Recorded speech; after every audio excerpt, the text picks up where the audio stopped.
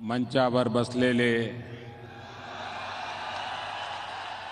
भारतीय जनता पार्टीचे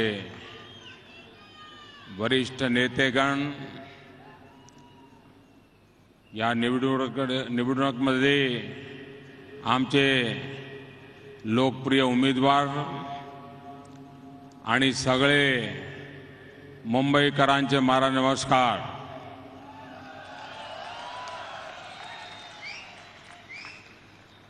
शिव छत्रपतींच्या पवित्र भूमीला मी वंदन करतो. तसेच महाराष्ट्रातील जनतेला संपूर्ण विश्वासाची मी विकासासाठी महाराष्ट्राची जनतेला संपूर्ण विकासाची मी जाहीर हमी देतो.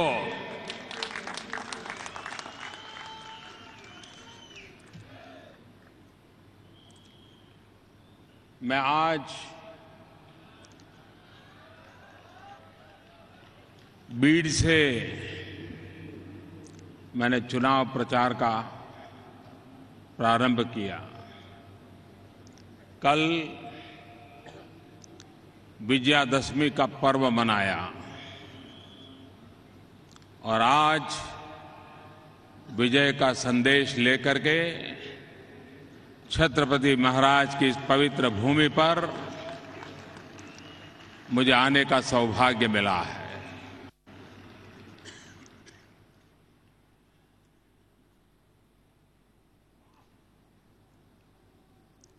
ये चुनाव असामान्य है.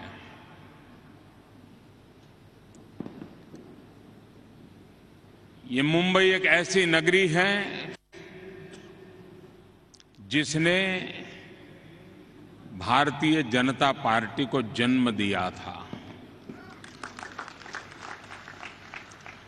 इसी धरती पर भारतीय जनता पार्टी का जन्म हुआ था और देशवासियों ने इस दल को पाला पोसा और आज इस ऊंचाइयों पर पहुंचाया. लोकतंत्र के इतिहास में इतनी कम उम्र में कोई दल इतनी ऊंचाइयों को पार करे, ऐसी घटनाएं बहुत कम होती है. लेकिन जिस दल को मुंबई की धरती का आशीर्वाद मिल गया, जिस दल को छत्रपति शिवाजी महाराज के आशीर्वाद मिल गए, जिस दल को महात्मा फूले बाबा साहब आंबेडकर के आशीर्वाद मिल गए, वो दल जनप्रिय होना बहुत स्वाभाविक था. और आज भारतीय जनता पार्टी उन नई ऊंचाइयों को पार करती जा रही है.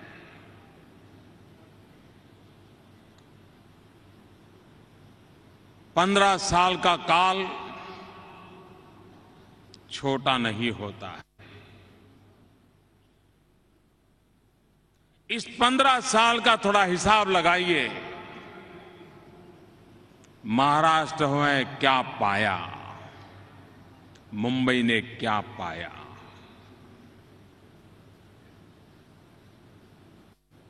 अगर एक बार 15 साल के इस कार्यकाल का हिसाब लगाएंगे, मैं विश्वास से कहता हूं, इस चुनाव में किसको वोट देना चाहिए ये समझाने की जरूरत नहीं पड़ेगी.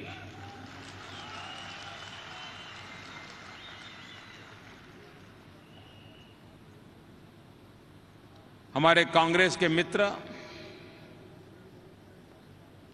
आजकल तो वहां स्पर्धा चल रही है कि कौन मोदी को ज्यादा गालियां दे, कौन मोदी की ज्यादा आलोचना करे। यहां पर वोट मांगने की स्पर्धा कम हो रही है, मोदी की आलोचना करने की स्पर्धा हो रही है। किसी को लगता है कि मोदी पर हमने एक आरोप लगाया तो दूसरा बोलता कि नहीं मैं 2 लगाऊंगा, तो तीसरा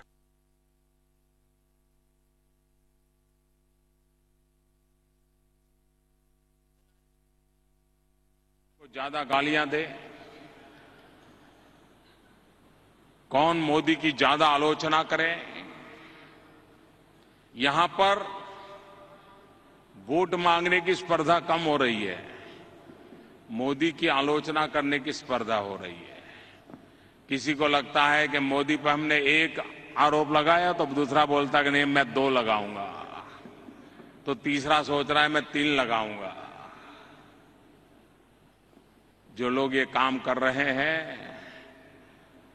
वो 5 महीने के भीतर भीतर ही सारे अनुभव भूल गए, ऐसा लगता है।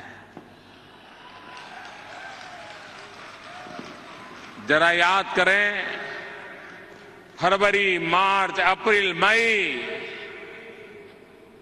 चिक चिक करके आप क्या कुछ कह रहे थे और देश की जनता ने आपको कैसा करारा जवाब दिया। लेकिन आप उसमें से भी कुछ सीखने को तैयार नहीं है। एक बार और सही,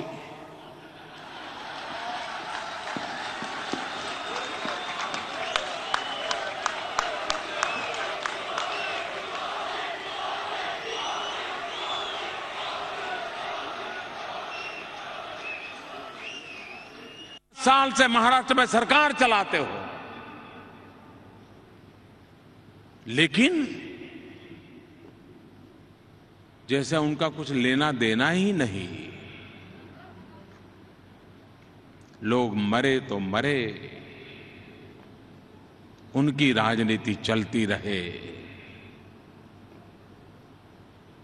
आप कल्पना कर सकते हैं, हिंदुस्तान में गत 15 वर्षों में सबसे ज्यादा आतंकवादी घटनाएं कहां घटी,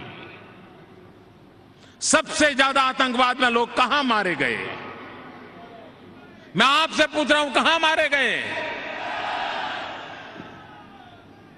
कितनों को सजा हुई।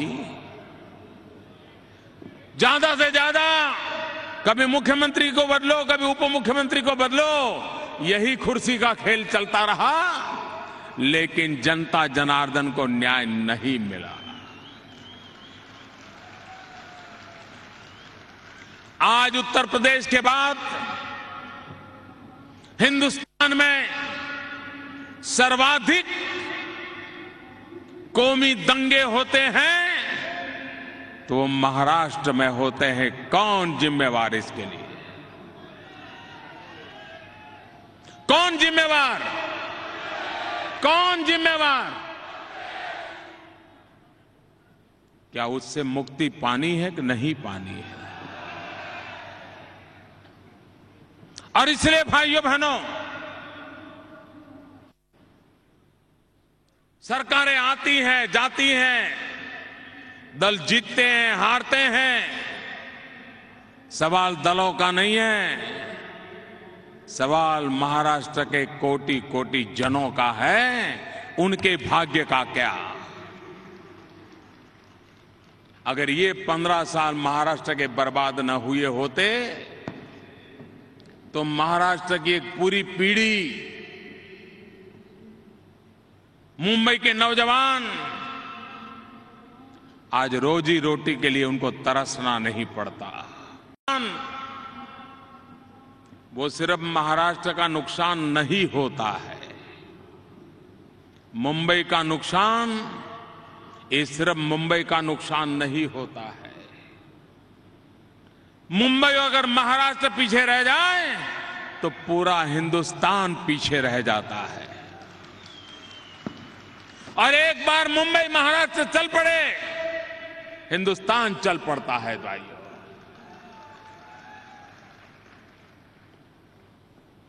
पूरे देश की अर्थतंत्र को अगर गति देनी है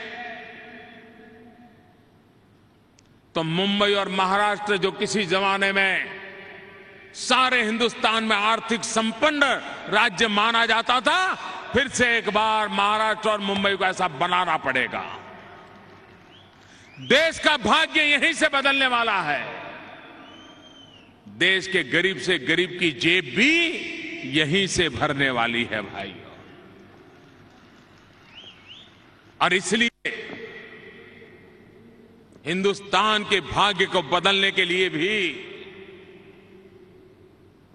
मुंबई और महाराष्ट्र के जीवन में एक आर्थिक विकास का नया दौर, तीव्र गति से आर्थिक विकास का दौर, इसकी आवश्यकता है। भाइयों बहनों, देश बदल चुका है, पीढ़ी बदल चुकी है। 65% जनसंख्या 35 से कम आयु की है। उसके सपनों को समझने की जरूरत है, उसकी आशा आकांक्षाओं को समझने की आवश्यकता है। बहुत लड़ लिया हमने, जात पात के झगड़े बहुत कर लिया, भाषावार प्रांतवाद के भाषा झगड़े बहुत कर लिए। देश की युवा पीढ़ी विकास चाहती है, परिवर्तन चाहती है, बदलाव चाहती है। नए हिंदुस्तान के सपने उसके दिल दिमाग में भरे पड़े हैं। उसको जानना समझना ये देश के नेतृत्व का काम है। दुर्भाग्य है कि 15 साल तक जिन्होंने यहां राज किया, वे हिंदुस्तान के नौजवान की भावनाओं को पहचानने में विफल हो गए। मुंबई एक मिनी हिंदुस्तान है। मुंबई में होने वाली हर घटना हिंदुस्तान की हर घटना का प्रतिबिंब बन जाती है। और इसलिए मेरे भाइयों बहनों, हम सब मुंबईकर हैं। हम सब छत्रपति शिवाजी महाराज के वारिस हैं। हम बाबा साहब आंबेडकर, महात्मा फुले की प्रेरणा लेकर के समाज के लिए जीने मरने वाले लोग हैं। हमारे यहां कहा जाता है, हरि को भजे वो हरि का होई, न जात न पात, हरि को भजे सो हरि का होई। न जात न पात, भारत को भजे वो भारत का होई।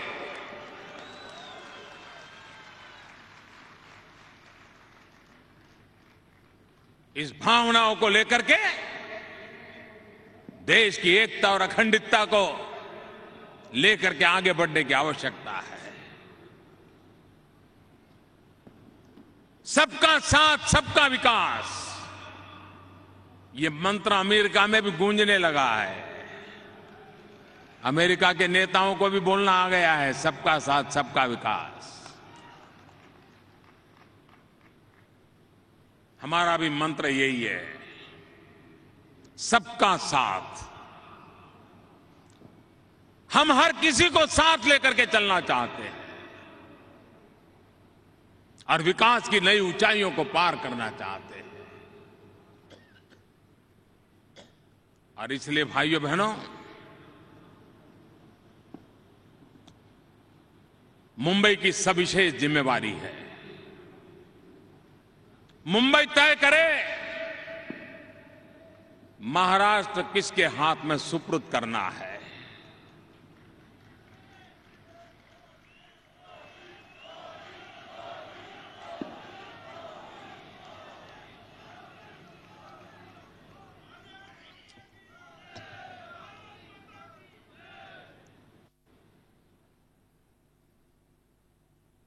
भ्रष्टाचार,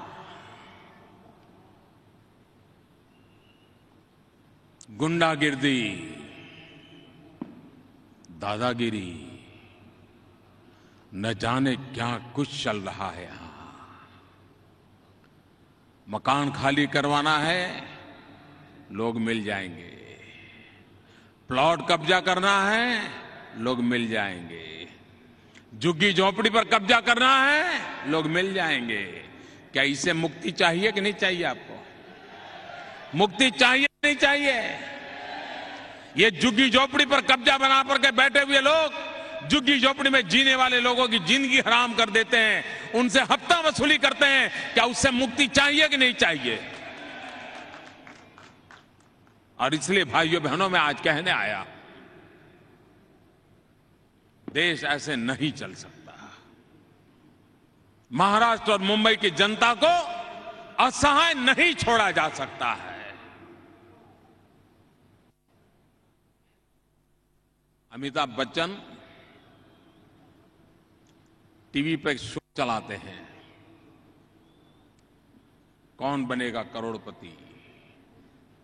वो तो टीवी पर सवाल पूछते हैं कौन बनेगा करोड़पति के लिए, लेकिन महाराष्ट्र में जो सरकार में बैठे हैं वो स्पर्धा कर रहे हैं कौन बनेगा अरबोपति।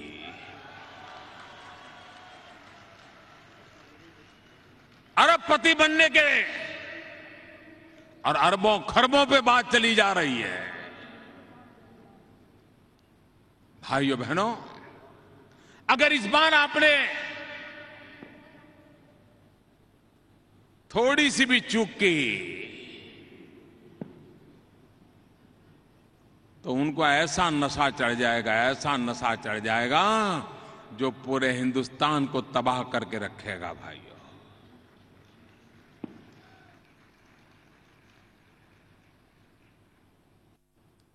आजकल कांग्रेस के मित्र जो 60 साल से सरकार चला रहे थे देश में, पंचायत में भी उनकी सरकार, पालिकाओं में भी उनकी सरकार, महानगर पालिकाओं में भी उनकी सरकार, राज्यों में भी उनकी सरकार, केंद्र में भी उनकी सरकार, 60 साल तक एक चक्री राज किया इन्होंने, एक चक्री। और आज 60 दिन का मेरा हिसाब मांग रहे हैं। पहले 60 साल का हिसाब तो दो, मेरा 60 दिन का हिसाब मांग रहे हैं। मैं जरा देशवासियों से पूछना चाहता हूं, हमारा देश हजारों साल पुरातन है कि नहीं है? हजारों साल से हिंदुस्तान है या नहीं है? देश आजाद हुआ तब भी हिंदुस्तान था कि नहीं था? आजादी के बाद भी हिंदुस्तान है कि नहीं है? कांग्रेस के शासन में भी हिंदुस्तान था कि नहीं था? लेकिन दुनिया में हिंदुस्तान का डंका बजता था क्या? बजता था क्या? बजता था क्या? और आज अमेरिका में भी हिंदुस्तान का डंका बज रहा है कि नहीं बज रहा है? बज रहा है कि नहीं बज रहा है? कारण क्या है भाइयों? क्या कारण है? क्या कारण है जिसके कारण अमेरिका में हिंदुस्तान का डंका बज रहा है? क्या कारण है मुझे बताइए। मोदी नहीं है कारण। ये डंका मोदी के कारण नहीं बज रहा है। ये मोदी का जादू नहीं है, मोदी का करिश्मा नहीं है। ये डंका बज रहा है 125 करोड़ देशवासियों की ताकत के कारण।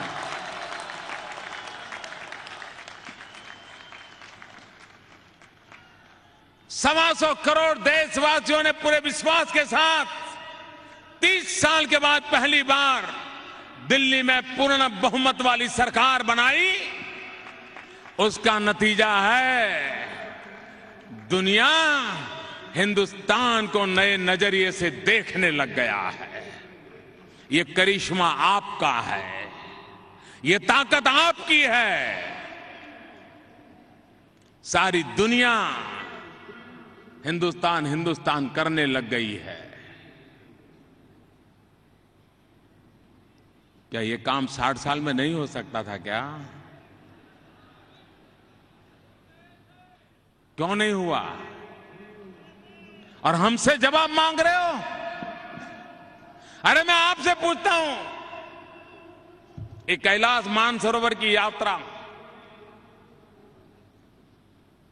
ये मेरे आने के बाद कैलाश मानसरोवर बना क्या? हजारों साल से है कि नहीं है? यात्री जाते हैं कि नहीं जाते? लेकिन बहुत ही कम संख्या में यात्री जा पाते हैं, और जो जाते हैं उसमें भी हर वर्ष कोई न कोई अकस्मात होता है, दो पांच लोगों को मरने की नौबत आ जाती है। काफी लोग मरे हैं इतने वर्षों में, क्योंकि वो रास्ता बहुत कठिन है। मैं स्वयं पैदल गया हूं वहां आज से 30 साल पहले। मैंने देखा है वो रास्ता।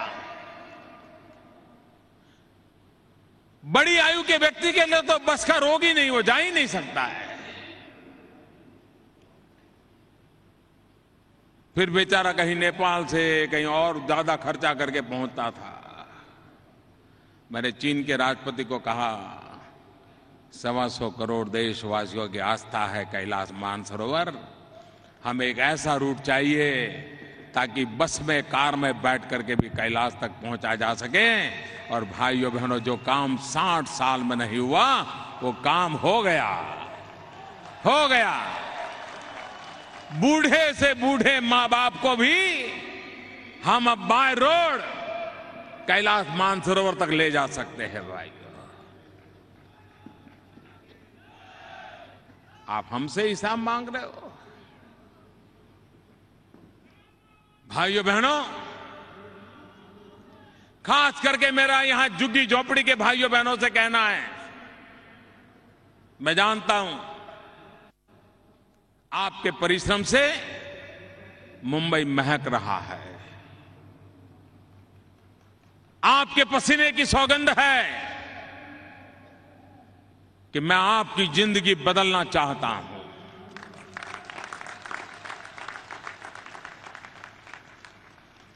कभी कभी लोग मुझे पूछते हैं, इन दिनों ज्यादा पूछते हैं, क्योंकि वैसे तो मेरे खिलाफ और क्या कहे बेचारे, क्या आरोप लगाएं,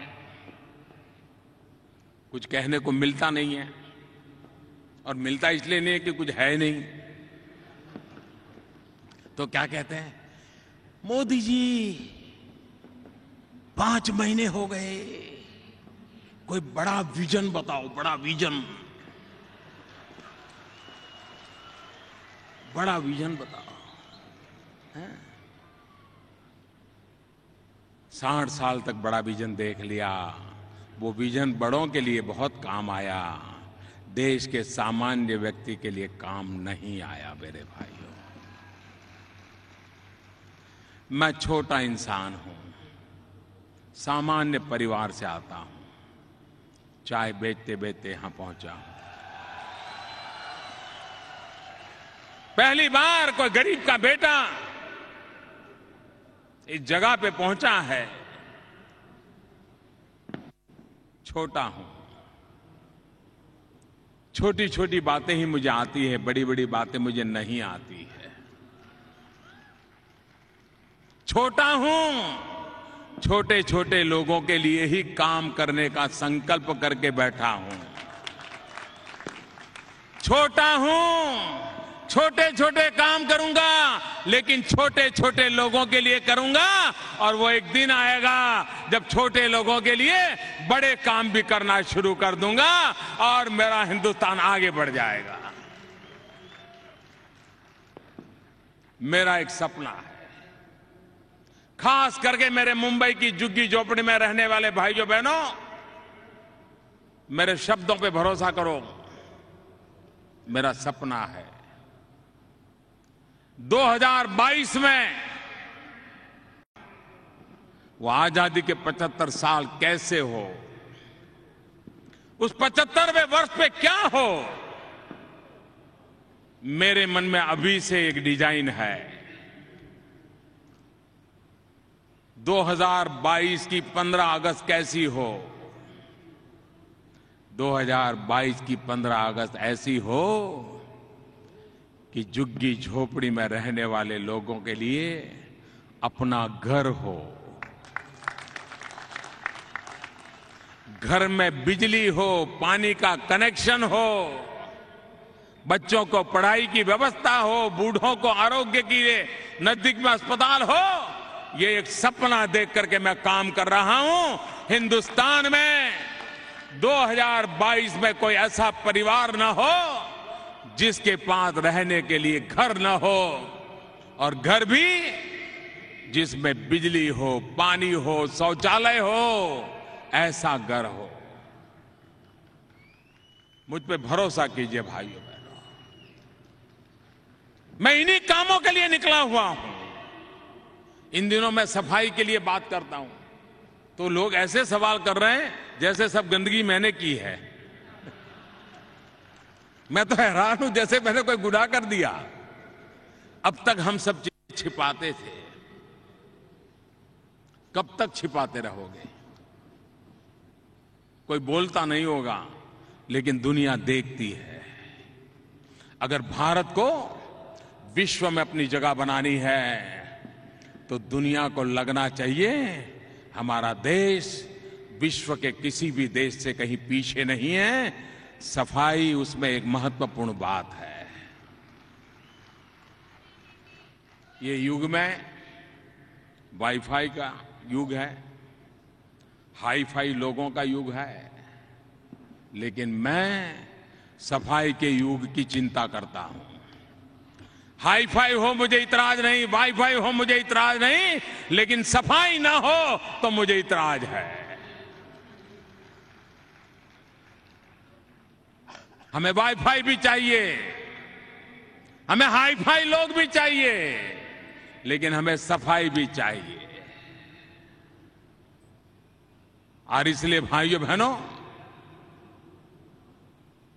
गरीब के जीवन को बदलने का सपना लेकर के मैं चला हूं। न्यू मिडिल क्लास वो बेचारा कहां जाएगा?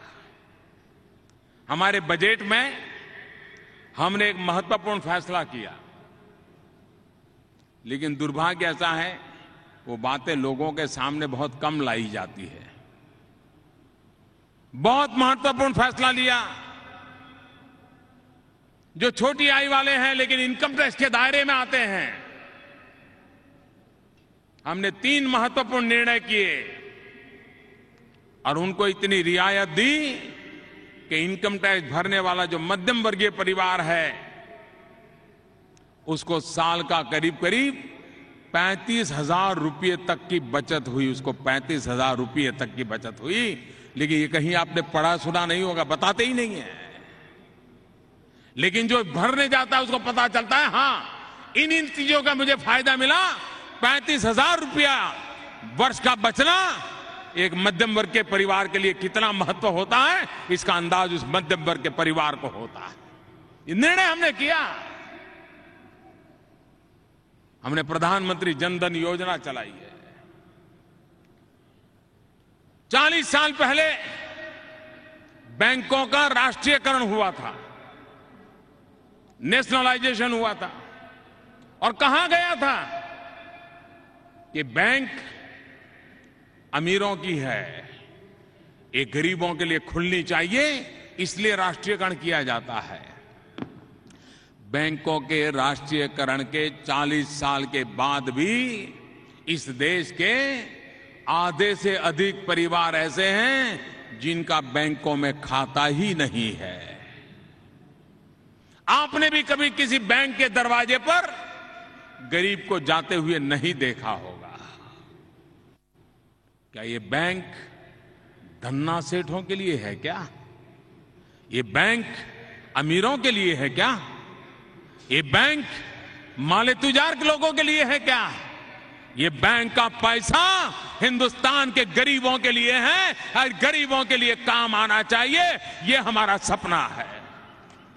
जो काम 40 साल में आपने पूरा नहीं किया, उस काम को हम पूरा करना चाहते हैं। मैंने बैंक के लोगों को बुलाया, मैंने आह्वान किया कि हिंदुस्तान का कोई गरीब ऐसा ना हो जिसका बैंक का खाता ना खुला हो।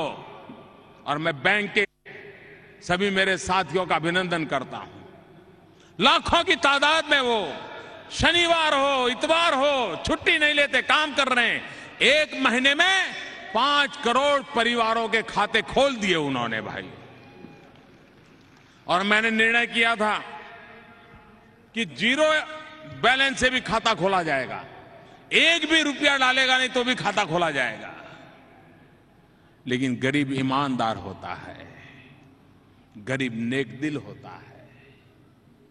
हमने तो कहा था कि बिना पैसे खाता खोल देंगे, लेकिन गरीब को लगता था नहीं नहीं ये देश का काम है, मुफ्त में नहीं करूंगा। और गरीबों ने जो खाते खुलवाए, 3,000 करोड़ रुपया रकम गरीबों ने जमा की है बैंकों में।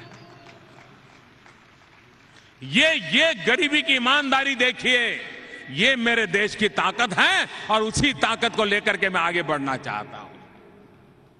और सरकार ने बैंक का खाता खुलवाने वाले हर गरीब परिवार को एक कार्ड दिया है, जिसको उसको आगे चल करके पैसे मिलेंगे। उसको साहूकार के पास ब्याज से पैसा लेना नहीं पड़ेगा, ब्याज के चक्कर में उसको आत्महत्या करने की नौबत नहीं आएगी। इतना ही नहीं, बैंक का खाता खोलने वाले गरीब परिवार के लोगों का सरकार ने 1 लाख रुपए का अकस्मात बीमा निकाला है। अगर उसके परिवार में कोई हादसा हो जाए तो उस परिवार को 1 लाख रुपया मिले, इसकी व्यवस्था कर दी है। इतना ही नहीं, गरीब जब बीमार होता है ना, तो एक व्यक्ति बीमार नहीं होता है, पूरा परिवार बीमार हो जाता है। परिवार का पूरा आर्थिक ढांचा चरमरा जाता है। ऑटो रिक्शा चलाता हो, बीमार हो गया, 3 दिन ऑटो रिक्शा बंद हो जाएगी, पूरा परिवार भूखा मरता है।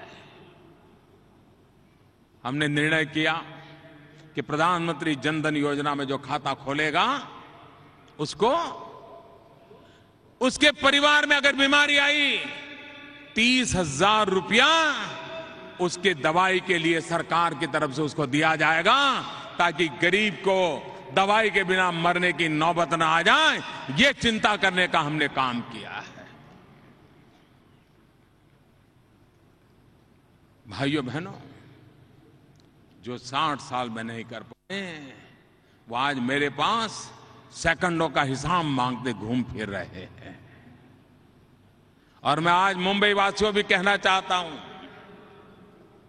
नवी मुंबई एयरपोर्ट हमारे कार्यकाल में हम पूरा करेंगे और उसका उद्घाटन भी करेंगे।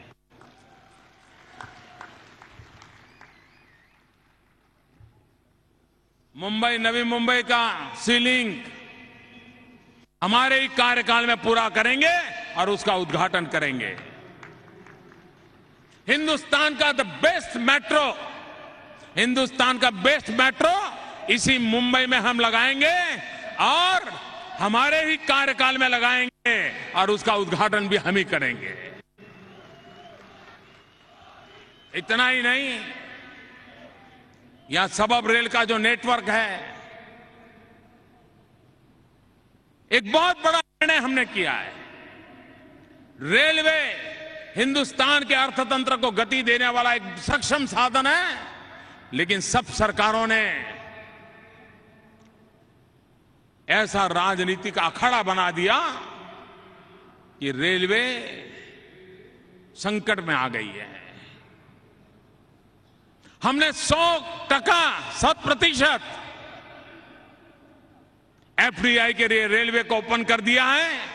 हम दुनिया भर का निवेश लाने वाले हैं। रेलवे को आधुनिक बनाना है, रेलवे की टेक्नोलॉजी को आधुनिक बनाना है, रेलवे की गति को बढ़ाना है, रेलवे की सुविधाएं बढ़ाना है, रेलवे स्टेशनों का नया रंग रूप खड़ा करना है। और इसके लिए, और मैं जहां जहां दुनिया के देश के लोगों को मिला हूं, हर एक को रेलवे में पूंजी निवेश करने का अति उत्साह मुझे दिखाई दे रहा है। भाइयों बहनों, निर्णय करने की ताकत लगती है।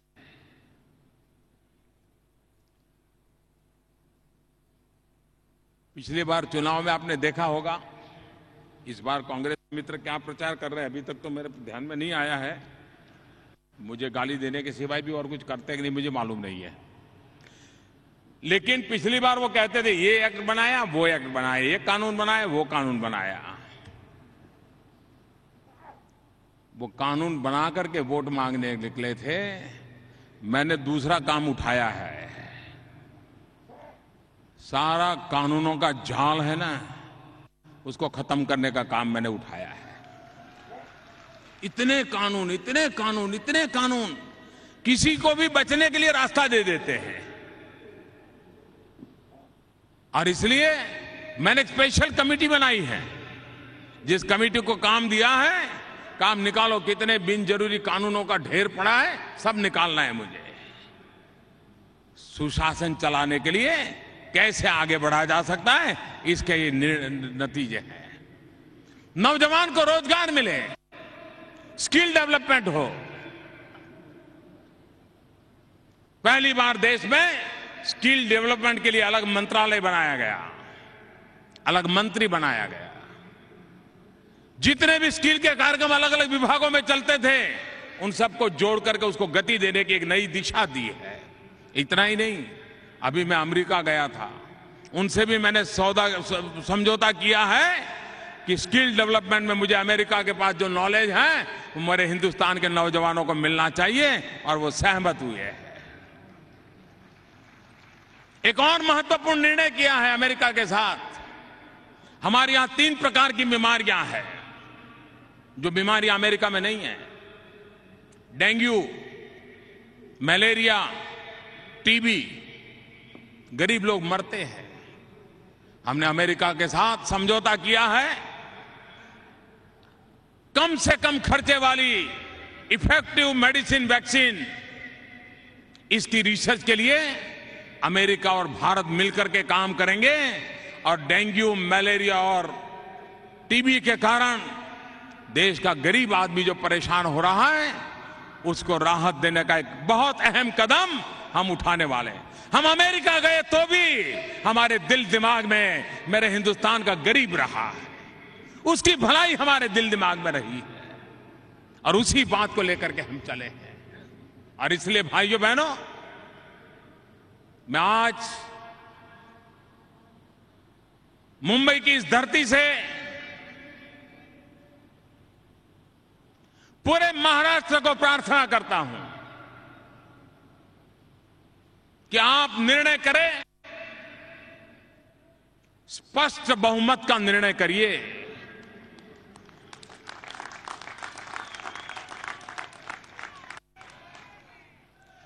आधा अधूरा किया तो जो हाल पिछले 15 साल से हम भुगत रहे हैं, फिर से हम उसी चक्कर में पड़ जाएंगे। और इसलिए मेरे भाइयों बहनों, महाराष्ट्र का भाग्य बदलने के लिए पूर्ण बहुमत के साथ सरकार बनाइए, और सरकार ऐसी बनाए दिल्ली की भी सुने, और दिल्ली भी जिसकी सुने। सरकार ऐसी हो जो आपकी बात को दिल्ली पर सीना तान करके बोलने के वाली हो, और वो भाजपा की सरकार बनाओगे तो आसानी से हो जाएगा। आप मुझे बताइए, आपको भरोसा है ना मैं मुंबई का भाग्य बदले चाहता हूं? आपको भरोसा है ना? है कि नहीं है? है कि नहीं है? महाराष्ट्र का भाग्य बदल सकता हूं, आपको भरोसा है कि नहीं है? लेकिन अगर यहां ऐसी सरकार आ गई जो मेरे साथ मंच पर बैठने की भी हिम्मत ना करती हो, तो कुछ काम होगा क्या? कुछ होगा क्या? सब वैसा का वैसा रह जाएगा कि नहीं? मेरी कितनी इच्छा क्यों ना हो, लेकिन मैं कर पाऊंगा क्या? वो फाटक ही बंद कर देंगे, मुझे घुसने ही नहीं देंगे, क्योंकि भारत के संविधान की एक तमन्ना है।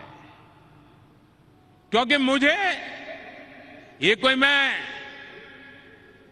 ये राज्य वो राज्य उस अर्थ में नहीं कहता हूं, लेकिन मुझे हिंदुस्तान की समझ है। अगर देश को आर्थिक तेज गति लानी है तो मुंबई और महाराष्ट्र के बिना नहीं आ सकती है। इसलिए मुझे मुंबई और महाराष्ट्र पे विशेष ध्यान देने की आवश्यकता है।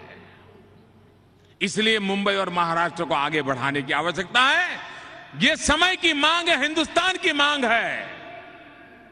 आप सही निर्णय करेंगे तो सिर्फ मुंबई और महाराष्ट्र का ही नहीं, पूरे हिंदुस्तान का भला होने वाला है। ये मैं आपको विश्वास दिलाने आया।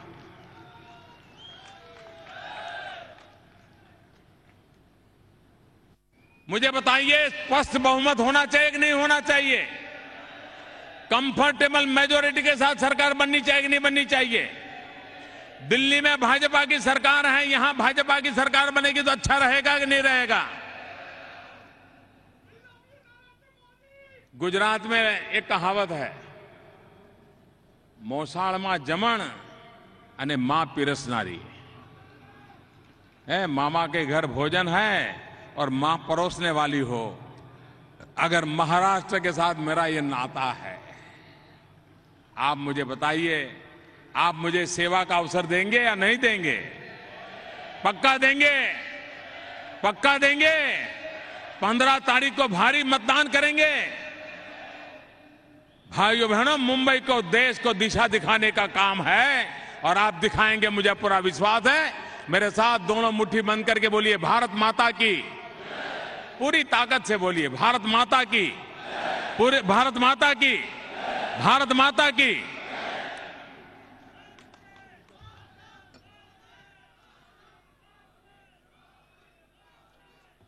एक मेरी प्रार्थना है, हम यहां से जाएंगे, कोई कूड़ा कचरा छोड़ करके नहीं जाएंगे।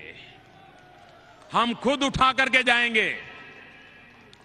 प्लास्टिक का बोतल हो, कागज हो, कुछ भी हो, ये सफाई कर्मचारियों के ऊपर छोड़ना नहीं चाहिए। हम भी भारत मां के संतान हैं। हमारी भारत माता अगर गंदी हम करते हैं तो साफ करने का जिम्मा भी हमारा है। करेंगे? प्रॉमिस? सभी उम्मीदवारों को मेरी प्रार्थना है, उम्मीदवार आगे आ जाए। सारे उम्मीदवार सब आगे आ जाए। सारे उम्मीदवार सब आगे आ जाए भाई। मुझे उम्मीदवार चाहिए आगे। भारत माता की। भारत माता की। झी 24 तास रहा एक पाऊल पुढे।